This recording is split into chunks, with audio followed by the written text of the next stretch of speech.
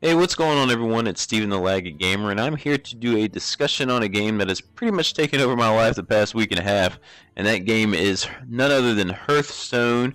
It is a card game that is based in the World of Warcraft universe. It sounds pretty crazy and out there, like World of Warcraft coming in a card game? What are you talking about? But yeah, it's actually, you can see here that there are this is a card game based on the classes and characters from World of Warcraft. And you say, well, why are you so hooked on a card game? It's just a card game. Well, let me tell you, I'm a huge fan of card games. I was a huge fan of Yu-Gi-Oh! Growing up. I played in a lot of tournaments and stuff for that. And I just recently got started playing into Magic, especially when I went and visited Dustin, and we got to play some when I was over there at his house. And I was really intrigued when I saw that this email popped in my inbox from Blizzard about coming to try this game for free.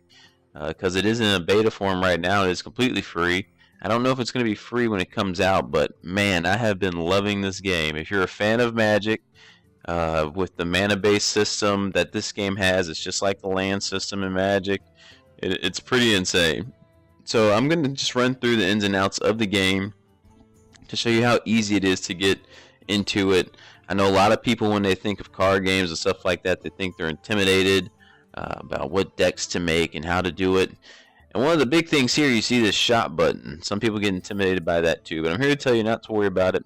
There is a pay system in this game, but you don't have to pay a single cent in this game because there is also a coin system.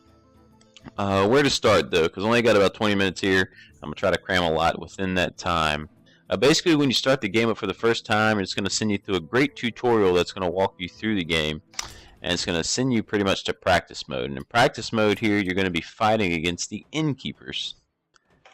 You start off as a mage. It is your only class in the game when you first boot up. And when you go through that tutorial, it kind of walks you through, like I said, how the gameplay works. Gameplay works as, like I was saying, pretty much based on Magic. If we go and look at the cards here in my collection, I can show you an example of what just a card looks like. Just a regular monster card.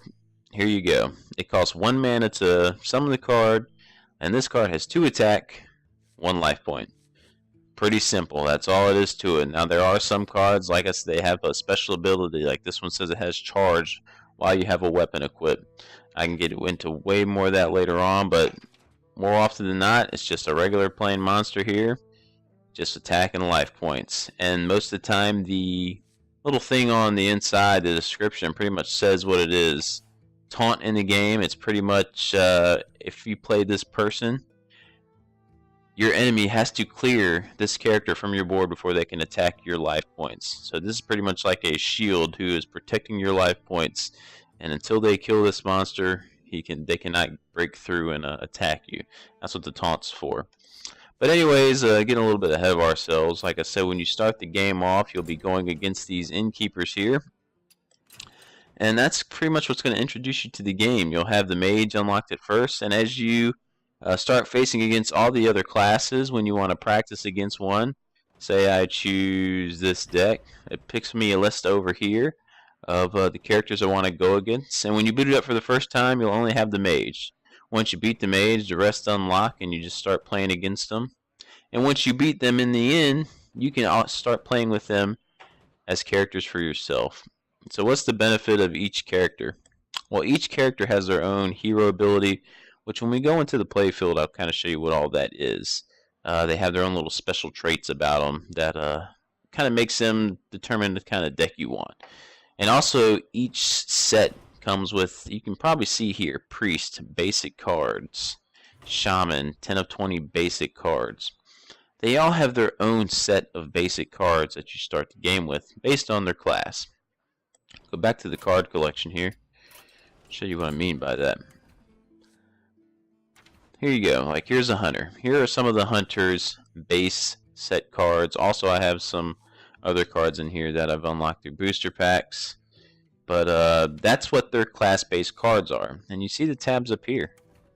Each class has their own tab, and it'll show you their own set of class-based cards. And then there's a set of neutral cards that all the classes use. And this is the biggest tab full of, because this is just your neutral monsters everyone's using to fill their deck out with. with different type of cards such as legendaries like Onyxia, from just regular monster cards like this Wind Fury Harpy. And you also might have noticed here gold cards like this. I'm not even going to try to pronounce the name, but that one right there. So there's many different types of cards in the game, which is pretty cool when opening a booster pack.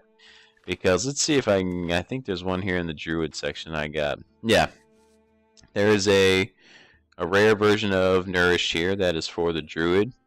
But there's also a gold rare version, and which you see the difference, how the background's moving. It's pretty cool, the effects they have in the gold cards. If you actually can get one in a booster pack or unlock one, they're pretty neat to see and make actually give you gold to when you're opening these booster packs if you're going for a complete collection on here.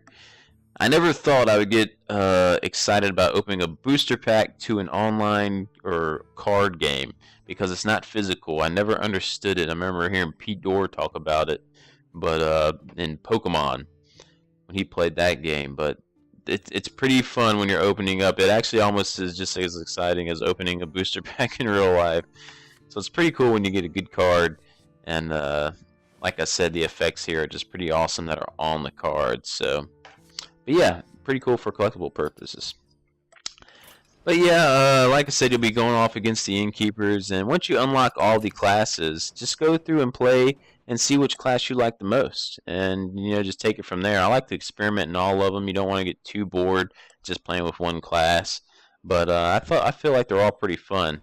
Now, as you see here, it says 10 of 20 for the Shaman and 16 of 20 for the Priest. It's because I haven't unlocked all their base cards yet. You don't unlock all their base cards till you hit level 10 with that character.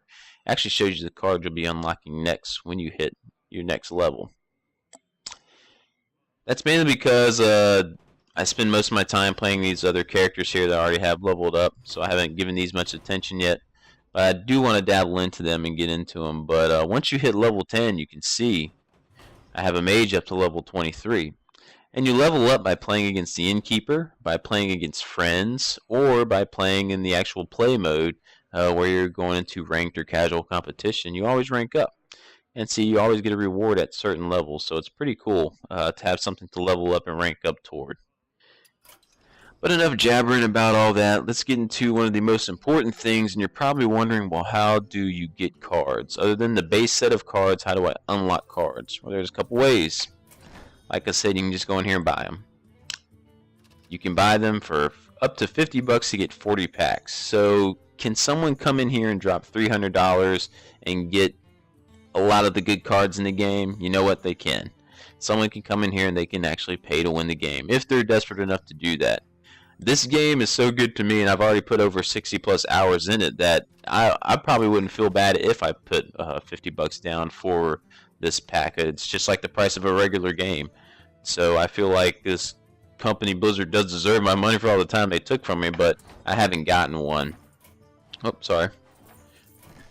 So you can buy the packs, but you also see here there's this currency that's in the game that lets you buy a booster pack.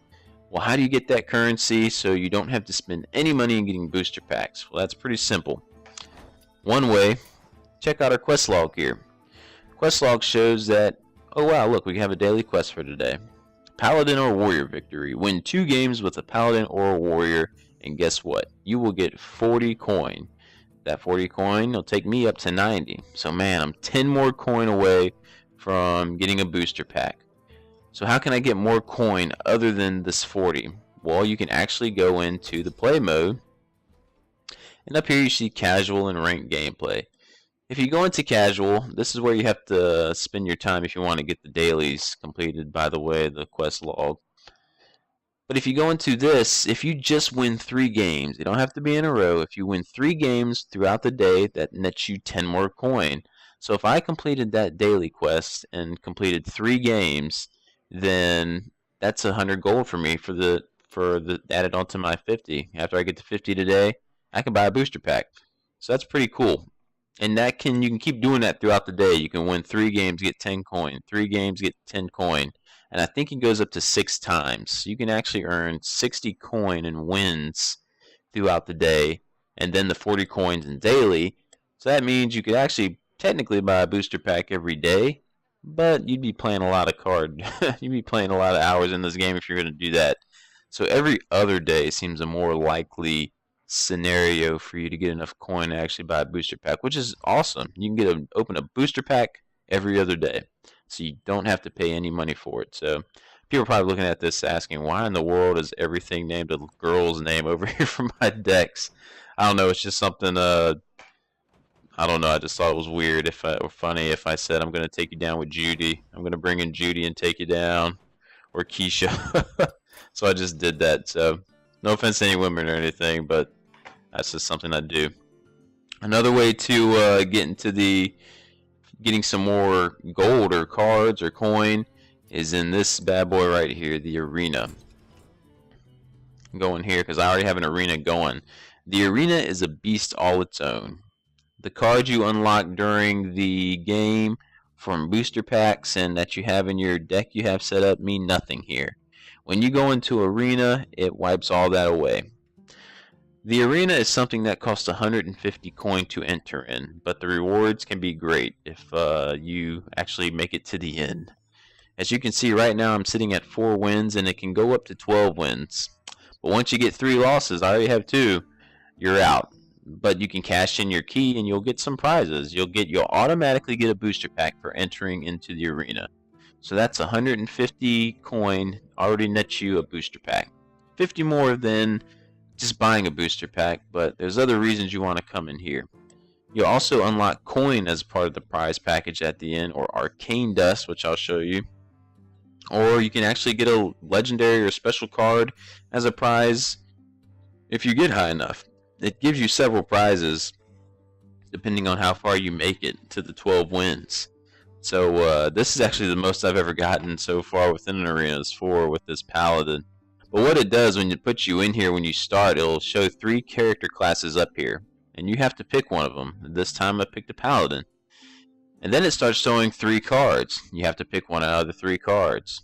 Then it'll reset and it'll pick 3 more. So you build your deck from here off of random cards that it shows you, which really balances out the playing field in the arena because it lets you all start from scratch.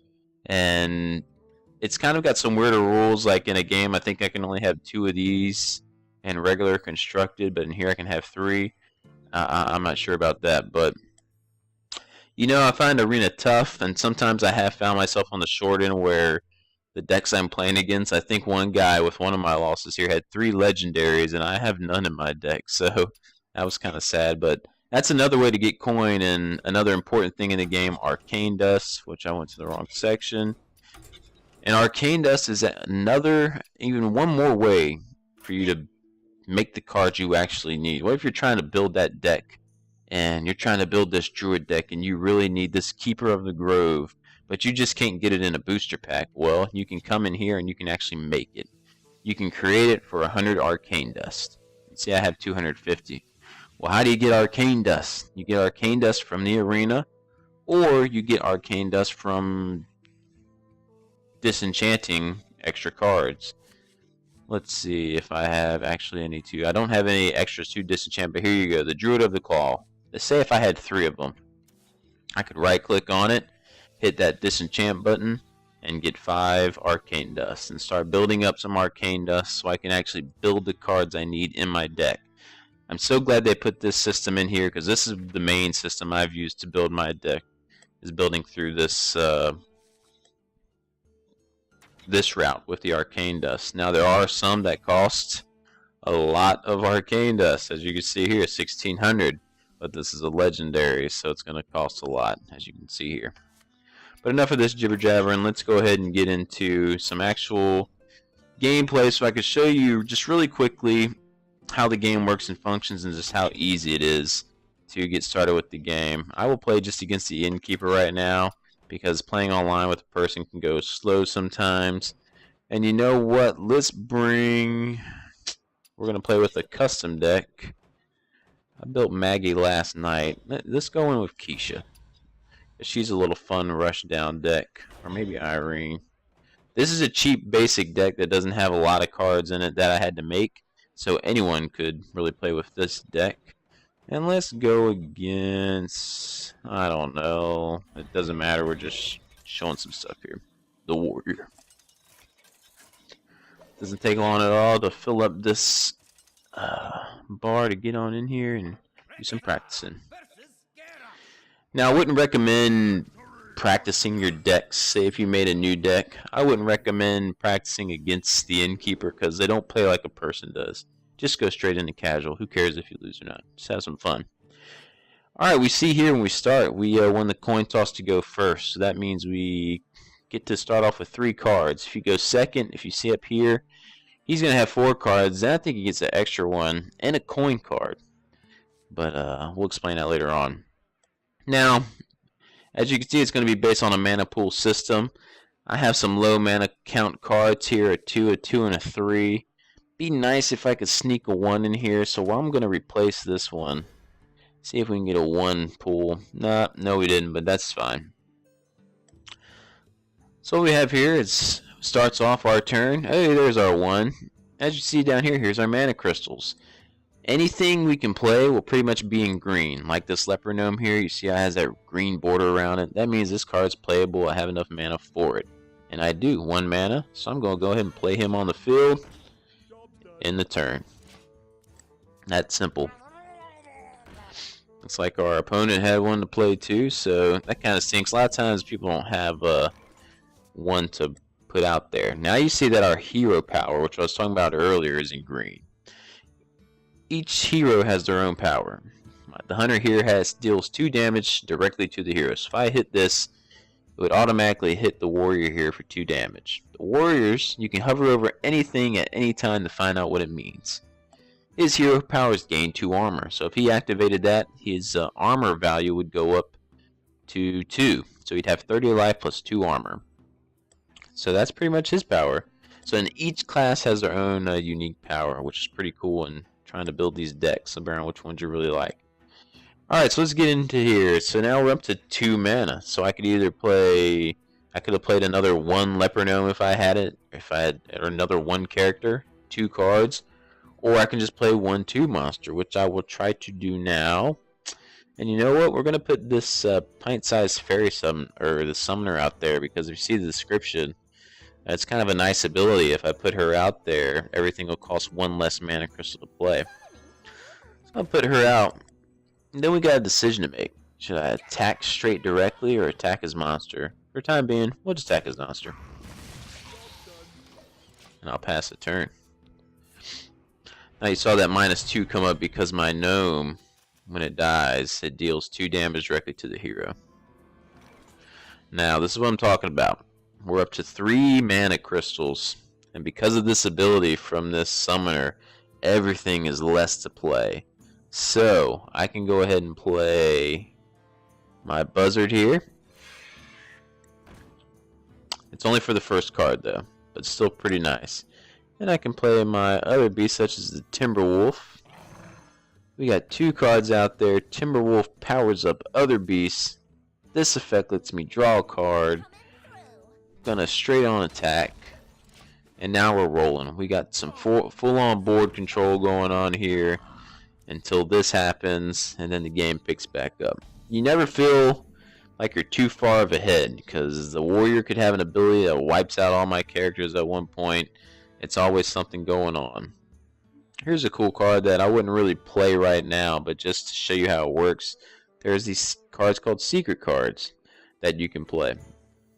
They're pretty much just attached to your character, and based on the action of the card will trigger it. When a character attacks your hero, instead he attacks another character. So say this hunter here tried to attack me, it would directly attack somewhere else on the board. Alright, so where do we want to go from here? We'll put our charge beast out, because that means he can automatically attack right off the bat. You know what? And just for the sake of it, we're just going to go in attacking with all characters and leave his board there, because we have the misdirect if he tries to attack me. Wouldn't have probably done that, because I would want to protect her. Now here's that card I was talking about before, the taunt. And I'll show you what happens when that's on the field. When the taunt is on the field, I cannot attack him. As you see here, I could try. You must attack the minion with taunt. You cannot attack anyone until that is cleared off the board. So, unfortunately, I'm going to be sacrificing characters here for the good of the team. You know what? I probably wouldn't have done all that, but I'm not thinking right now. Probably would have done him in just the one character. Actually, it's a pretty simple system. It's just based off the mana, attack, and life points. Here goes a misdirect because he was trying to attack me for 4. And now he's attacking his own minion. And he hurt himself in the process. So there's so many ways and strategies you can put together with this game. And that's why I'm hooked on it, because you can just put so many classes out there. This is actually a really cool card, but we won't play it right now. And you know, I think that's good. That's enough to show you guys what how the system works. Now we're up to 6 mana crystals, so the big guns are coming out. He's brought out this Boulder Fist Ogre who has 6 attack and 7 life points. So it's starting to get serious now with the monsters. So I think that's a good stopping point to show you guys just how simple it is to play the game. You got the mana crystals, summon a monster. I mean, it's that easy to get into. So I mean, if Magic or Yu-Gi-Oh! Or anything is a game that you like, I would highly recommend this HearthStone. Give it a look. Like I said, it is free. It is a free game to try. So just give it a try and see if you like it. You know? And maybe you can come online and play with me sometime. We can play against each other, have a good match. So, but if you have any questions, I know this was really quick and probably not the best explanation out there, but I've been really enjoying this game. So I just wanted to put it out there and let you guys know my feelings on it. If you're in any games, just card game, just make sure you give this one a try, because Blizzard's doing a really good job in setting this up and making it really accessible to everyone out there. So I guess that's about it for this video. Let me know if you like the type of gameplay ones here. I can record stuff pretty easily off my PC, and if you enjoy this type of stuff, just let me know. I can probably do more in the future. Alright, I guess that's about it. Mike Gamer, lighting out. Gotta record this. Just finished arena. We have an epic, a rare, and a legendary. Oh man, I'm excited. Here we go. An Ice Lance. Bloodsail Corsair. Durability. Remove durability from your opponent's weapon. Nice. So which one? We'll do this one. For the priest, take control of an enemy minion that has 2 or less attack. Molten Giant costs 1 less for each damage your hero has taken. Oh, and the legendary. Oh, I want it to be either Leroy Jenkins would be great, Ragnaros would be great, or Nat. Which one is it? It's the Tink Master. That's pretty cool. Oh, and it's golden? That is awesome. Golden Legendary from the Tink Master. Awesome.